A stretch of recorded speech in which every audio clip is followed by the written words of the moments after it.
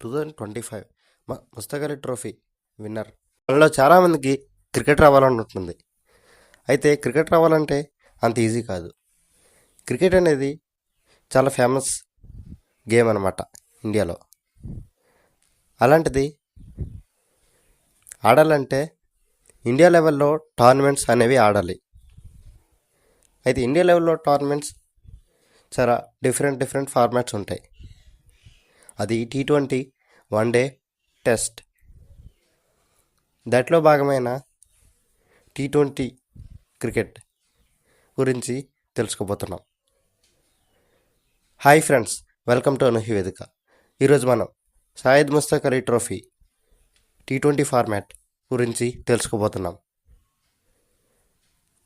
Syed Mushtaq Ali ట్రోఫీని SMET అంటారు.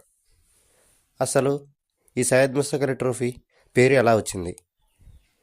సయ్యద్ ముస్తక్ అలీ అనే player 1934 నుంచి 1952 మధ్య అయిన 11 టెస్ట్ మ్యాచెస్కి 612 రన్స్ స్కోర్ చేసి 3 వికెట్స్ తీశారు. ఫస్ట్ క్లాస్ క్రికెట్లో 13,000 రన్స్ స్కోర్ చేసి 150 వికెట్స్ తీశారు. అతనికి ట్రిబ్యూట్గా సయ్యద్ ముస్తక్ అలీ ట్రోఫీ అని పెట్టారు. ఇది T20 ఫార్మాట్. ఇది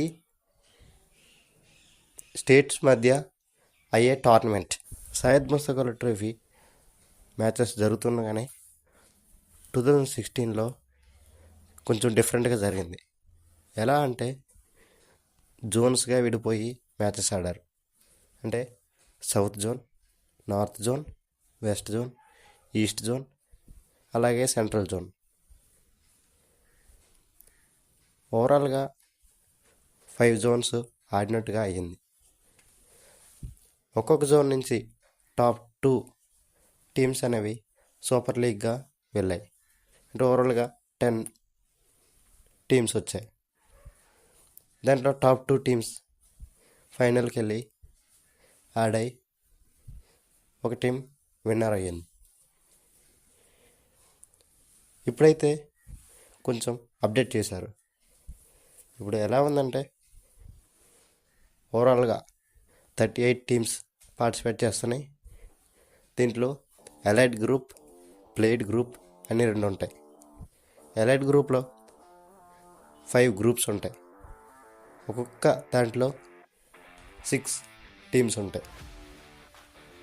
ఓవరాల్గా 30 అయినాయి. ప్లేడ్ గ్రూప్లో 8 టీమ్స్ ఉంటాయి.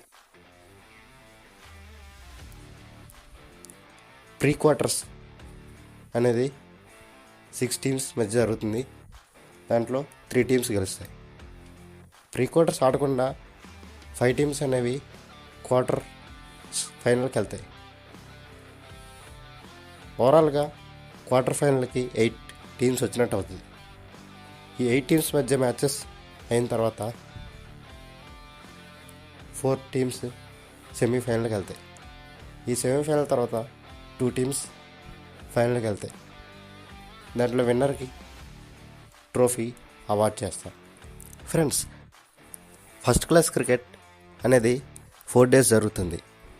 ఇంటర్నేషనల్ క్రికెట్ అనేది 5 డేస్ జరుగుతుంది. నిజంగా చెప్పాలంటే 3 డేస్ కన్నా ఎక్కువ జరిగితే అది ఇంటర్నేషనల్ టెస్ట్ కిందనే ప్రకటిస్తారు. ఈ 2 డిఫరెంట్గా ఉండాలని చెప్పి స్టాట్స్ చూపించాలని ఇలా జరుగుతుంది. అయితే SMET ఎప్పుడు స్టార్ట్ అయింది తెలుసుకుందాం. SMET అనేది 2006లో స్టార్ట్ అయింది. దీన్ని ఇంటర్ స్టేట్ టోర్నమెంట్గా 27 స్టేట్స్ పార్టిసిపేట్ చేశాయి. దీంట్లో హైలైట్స్ ఏంటంటే Gujarat captain Rohit Sharma century score చేశాడు.